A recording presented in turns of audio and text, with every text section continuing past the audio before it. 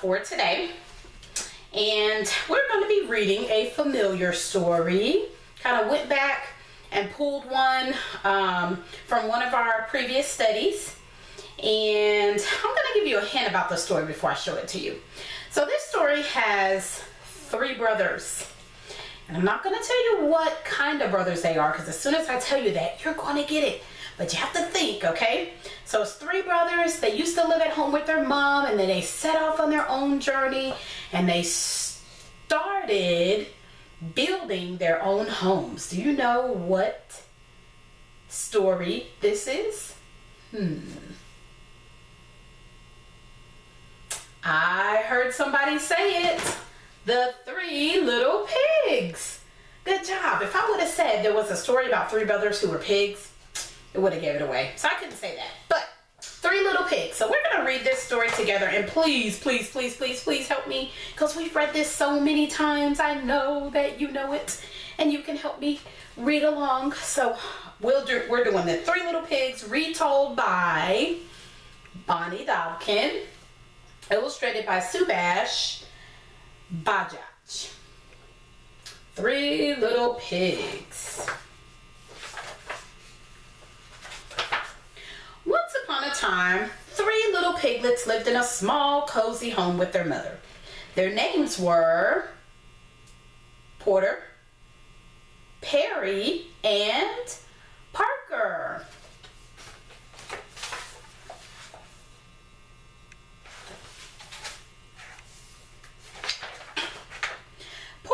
Relaxed sort of pig. He liked to play, eat, and sleep. Perry was a creative type of pig. Creative means that you can think of all kinds of things to do, maybe arts or musically or drawing, anything like that. He had lots of ideas, but he didn't always finish what he started. And Parker was a thoughtful little pig who worked hard and did everything just the way he was supposed to. This kind of annoyed his 2 brothers. So he was annoying. You guys know what that means. It means he kind of got on their nerves because he was almost like a goody two-shoes, somebody that did everything right all the time, or so they think. Well, the 3 little piglets got older and older and bigger and rounder, and one day their mother made a decision. That means she had to decide and make a choice. "You've grown too big for this little house," she said. "It's time for you all to go off into the wide, wide world and build homes of your own." So the 3 little pigs packed their bags and got ready to leave their too cozy home. "Any advice for us, Mother?" asked Parker. Advice means like, do you have any suggestions or anything you can tell us to do or don't do? "Why, yes," said their mother. "Watch out for that no good big bad wolf who's always skulking around." And remember, skulking, we said, was kind of like sneaking, being real sneaky. "And remember, always work hard, remember to plan, and whatever you do, do the best that you can." That little poem there has rhyming words. Yes, little rhyming word poem. The 3 pigs kissed their mother goodbye. Then they trotted out the house, down the road, out and out of the village.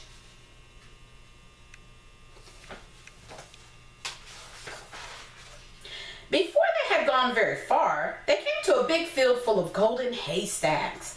"You know," said Porter quickly, "I think I'll build my house of straw. It's a nice color, and the house will be easy to build."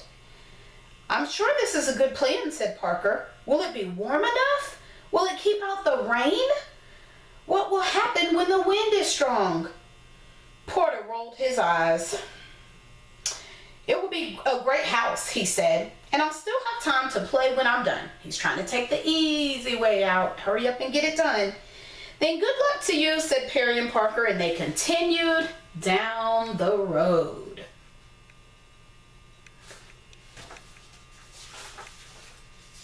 Soon Parker and Perry came to a shady grove of trees. "You know," said Perry, "I think I'll build my house of logs. Logs are strong, and I can paint them different colors. That sounds like a good plan." said Parker, if you finish what you start. I will, said Perry, and he waved as Parker continued down the road. Perry stood and looked up at the trees. He said, cutting down those trees would take a long time. I'll just build my house from the sticks on the ground instead. And that's exactly what he did.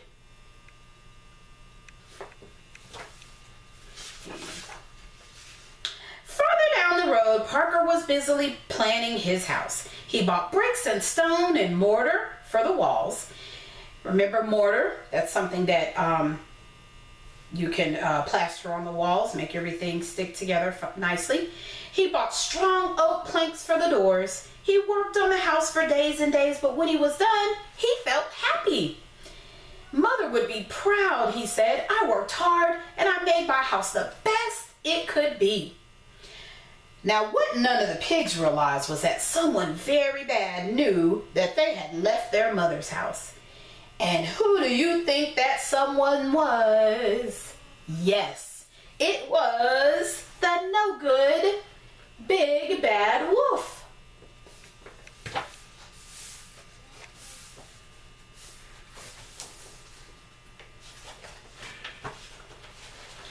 First, the wolf went to Porter's house. He saw bundles of hay held together by rope, and he saw Porter Pig outside napping in the sun. Hello, Pig, said the wolf.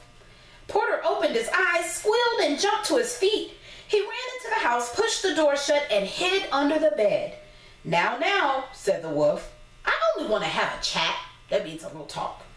Ha, said Porter. I know a hungry wolf when I see one. Do you think he just wanted to have a little chat or talk, friends? It really doesn't matter, said the wolf. Little pig, let me come in. Are you kidding? Said Porter. Not by the hair of my chinny chin chin. Then I'll huff and I'll puff and I'll blow your house in. The wolf stepped back. Then he huffed and he puffed and he blew with all his might. The straw house flew apart. The wolf pounced. The pig bounced. But Porter squealed and ran. Said the wolf. Unfortunate. That means too bad. Unfortunate. Too bad. He didn't get hit. He didn't get that one. The next day, the wolf decided to try again. He strolled down the road until he saw a flimsy house made of sticks and twigs. Perry was lying in a hammock outside. That's like a swing that you can lay in. Hello, my little piggy, said the wolf. Perry jumped up in fright.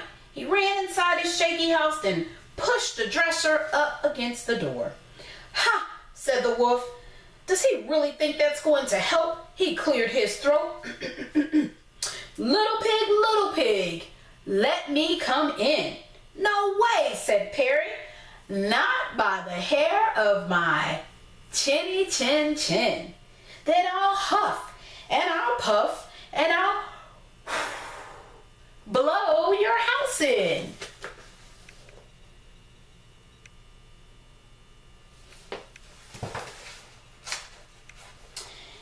And the wolf stepped back. He took 2 puffs and he took 2 huffs and then he blew with all his might. Sticks and twigs swirled in the air. The wolf pounced. The pig bounced. But Perry squealed and ran. This just won't do, said the wolf.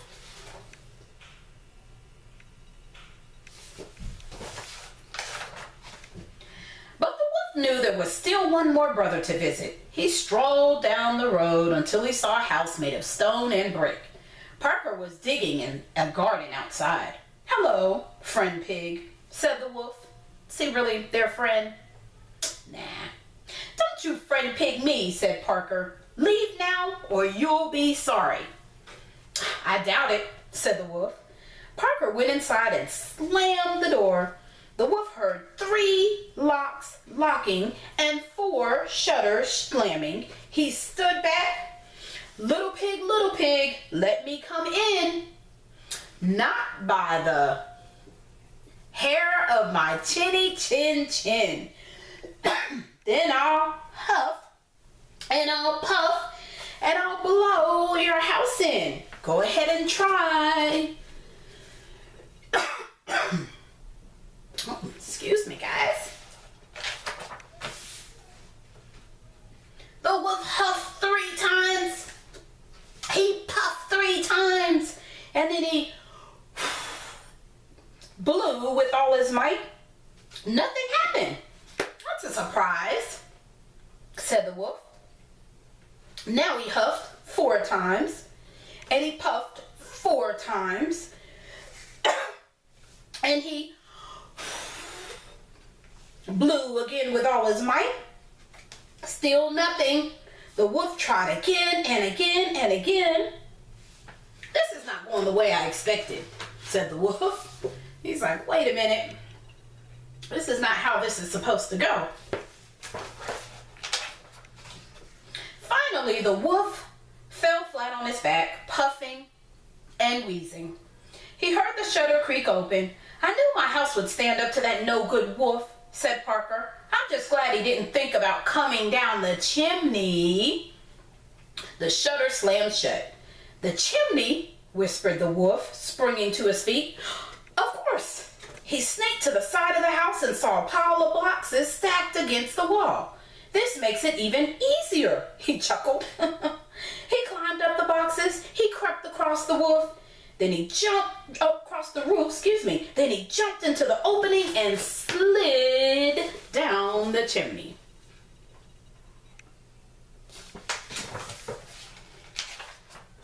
Poor wolf. But down below, water bubbled in a big black kettle that was hanging in the fireplace. Parker threw more wood onto the roaring fire. Here I come, little pig, said the wolf. You weren't so clever after all.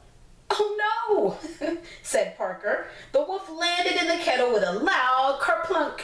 Water steamed and boiled around him. The wolf howled in pain and shot right back up the chimney. Oh my goodness, he didn't stand a chance to that boiling water now, did he? The water had boiled off half his fur. Oh no, cried the wolf. He was so embarrassed that he left the country. Meaning he left that area and he was never to be seen again. Porter and Perry moved in with their brother and they lived happily ever after. There he is running off with half his skin burned off from that hot water. Oh my goodness, guys. What do you think about this story? We read this a lot of times. What do you really think this story teaches us? For one of the pigs that did the hay, he just, whatever he saw, he just went ahead and built his house out of it, right? And didn't really think about what he was building. So that teaches us on thinking better and thinking things through. And then the second brother found those sticks, but he didn't even bother to cut down trees to make it, a sturdier type of wood. He just picked the sticks up that he saw, hurried up and did it, doesn't take his time doing anything, just doesn't want to take time. So the second pig teaches us that we really need to take our time and don't just do the first thing that we think of, or no matter how long it takes us, we need to follow through. And then the third brother, he thought everything through. He got bricks and he got stones and he got the stuff to keep it all together and make the walls nice and the outside nice, and took his time. And his house was the one that stood right when the wolf was trying to blow it down, because he took his time, he thought it through, and he did the best job he can. So that's what you guys, I want you guys to learn, and that's what it teaches us from the book. It's always take our time, think things through, no matter how long it takes us, think things through, and all we can do is do the best that we can, because we're not perfect. His house wasn't perfect, but he did the best that he could. So that's what we are learning from the Three Little Pigs, retold by Bonnie Dobkin and illustrated by Subash Bajaj. Thank you guys for being such great listeners today. It's a story that we've heard many times. You guys were awesome helping me read the story today. and I look forward to seeing you on our next Read Aloud video.